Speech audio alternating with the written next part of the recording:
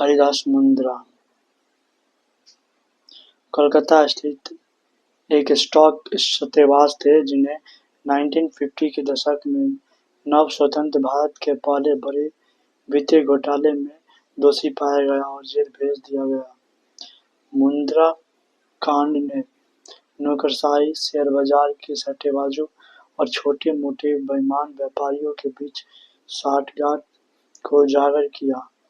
इसने तत्कालीन प्रधानमंत्री पंडित जवाहरलाल नेहरू और उनके दामाद फिरोज गांधी के बीच दरार को भी सामने लाया और भारत के तत्कालीन वित्त मंत्री टी.टी.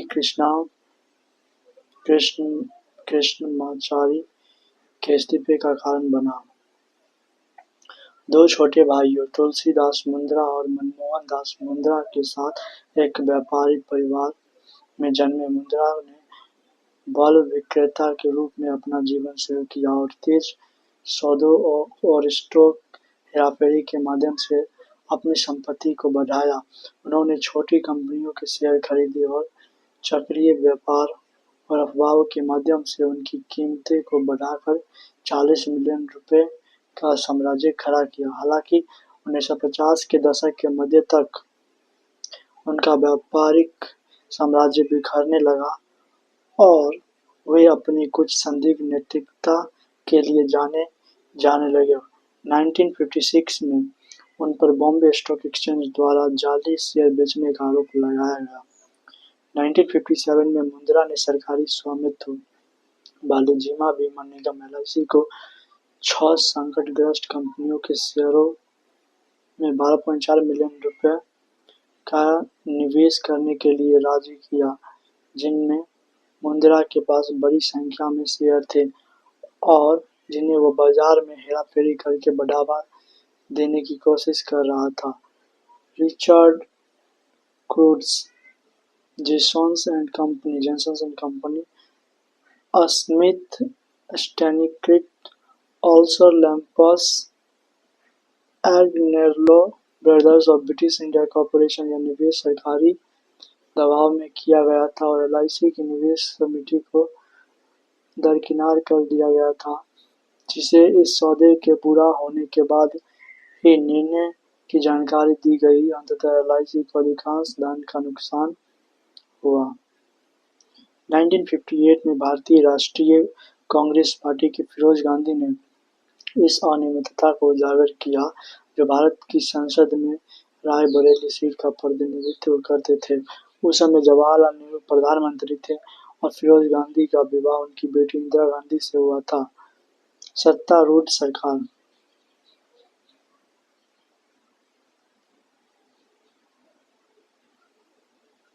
सत्तारूढ़ कांग्रेस पार्टी के नेता के रूप में नेहरू चाहते थे कि LIC मामले को चुपचाप निपटा दिया जाए, क्योंकि इससे सरकार की छवि खराब हो सकती थी।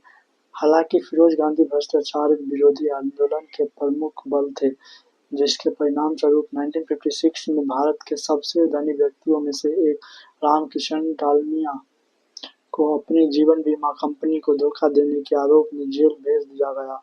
इसके बाद संसद ने 19 जून 1956 को भारतीय जीवन बीमा अधिनियम पारित किया, जिसके तहत 245 फर्मों का राष्ट्रीयकरण किया गया और उन्हें जीवन बीमा निगम के अंतर्गत समेकित किया गया। इसलिए उन्होंने LIC को संसद की संतान के रूप में देखा। उन्होंने इस मामले को कोई नरमी नहीं बरती और सीधे संसद में मामला उठाया। संसद को अपने द्वारा स्थापित सबसे बड़े और सबसे शक्तिशाली वित्तीय संस्थान भारतीय जीवन बीमा निगम पर सतर्कता और नियंत्रण रखना चाहिए, जिसके सार्वजनिक धन के दुरुपयोग की हम आज जांच करेंगे। फिरोज गांधी संसद में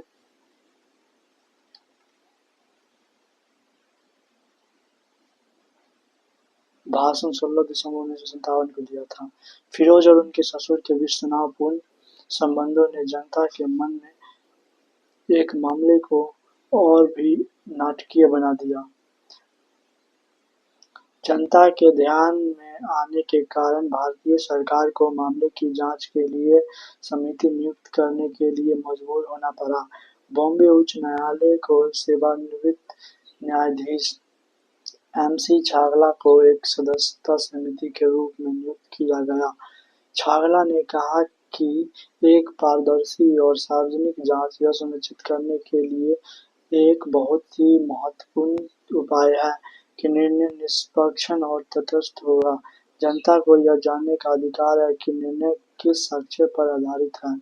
परिणामस्वरूप सुनवाई में भारी भीड़ उमड़ी, जो मात्र 24 दिन में समाप्त हो गई। एलआईसी निवेश समिति के कई प्रमुख स्टॉक ब्रोकरों ने गवाही दी कि निवेश बाजार को सहारा देने के उद्देश्य से नहीं किया जा सकता, जैसा कि वित्त मंत्रालय ने दावा किया था, और यदि एलआईसी ने निवेश समिति परामर्श किया होता तो वे 1956 में मुद्रा के लिए जाली शेयरों के प्रकरण की ओर ध्यान दिला देते। साक्ष्य देने वाले में एच.टी. पारेख भी थे, जो उस समय औद्योगिक ऋण और निवेश निगम के उप महाप्रबंधक थे और निवेश समिति के सदस्य भी थे। एच.टी. पारेख का निवेश समिति को दिया गया नोट और उनकी गवाही उनके लेखन के 2 खंडों के संग्रह में उपलब्ध है।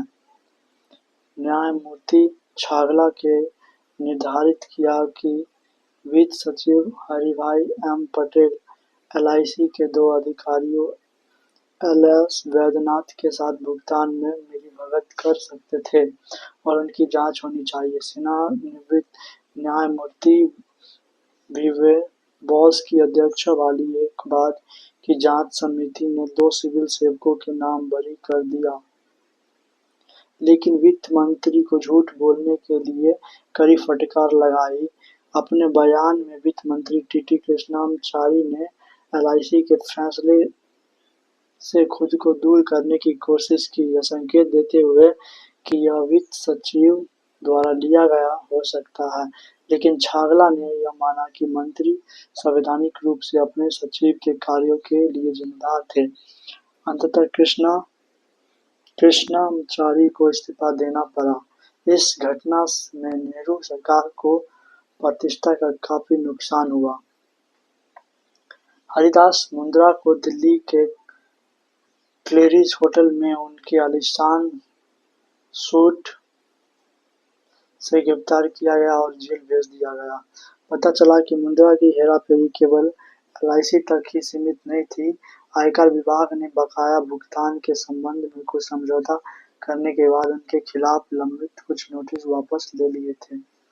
हाल के समय में मुंद्रा को अक्सर आधुनिक भारत के अन्य वित्तीय घोटालेबाज जैसे हर्षद मेहता और अब्दुल करीम तेलगी का अग्रदूत माना जाता है, जिन्होंने काफी हद तक राजनीतिक मिलीभगत से काम किया।